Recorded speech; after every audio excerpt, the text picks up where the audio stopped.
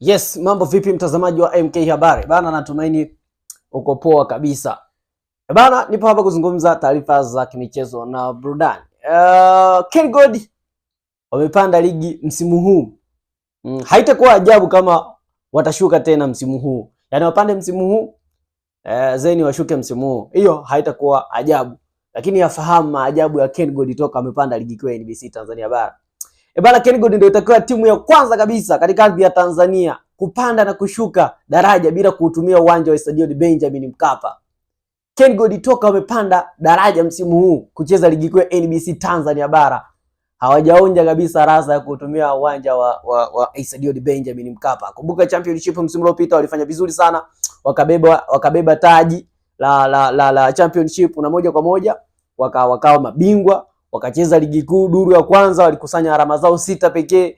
Duru la pili at least wamechanga karata zao na kufikisha alama 16 mpaka hivi sasa, lakini bado mambo yanazidi kuwa magumu kweli kwa upande wao. Huoni ile haweni ya KenGold kama wanaweza wakasalia ndani ya ligi kuu ya NBC Tanzania Bara kutokana na mwenendo mbovu wa kufanya nini? Wa kuweza kupoteza michezo yao. Bana, KenGold itajiwekea record ya kipekee.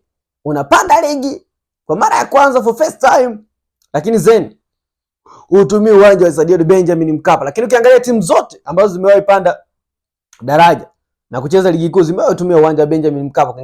Tanzania Prisons wamecheza mara nyingi sana kwa Mkapa na Simba na Yanga, lakini pia watazame hawa timu nyinginezo Coastal Union na Mungo, sijui Mashujaa, sijui Tabora United, sijui timu gani, zote hizo kuziangalia zimeutumia uwanja wa Stadium Benjamin Mkapa. Lakini KenGold timu kutokea Chunya, timu kutokea kule Mbeya ndio timu pekee ambayo mpaka hivi sasa haijautumia uwanja wa Benjamin Mkapa. Kwa hiyo bana, kama watafanikiwa kushuka daraja bila kutumia uwanja wa Benjamin Mkapa, of course watakuwa wamejiwekea record ya kipekee. Lakini mimi binafsi sioni kama KenGold wanaweza wakasalia ligi kuu ya NBC kutokana na mwenendo wao mbovu wa kutokupata matokeo, kwa sababu ili uweze kusalia ligi kuu lazima uweze kufanya nini?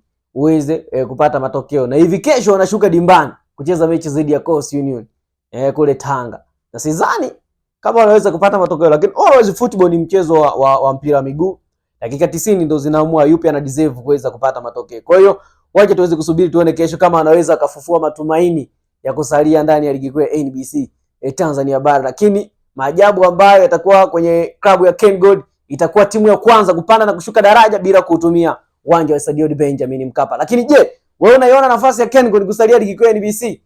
Usiwekee kuniwekea ujumbe hapo, usisahau kuniwekea comment hapo, lakini pia kusubscribe, kulike, kushare pamoja na kucomment.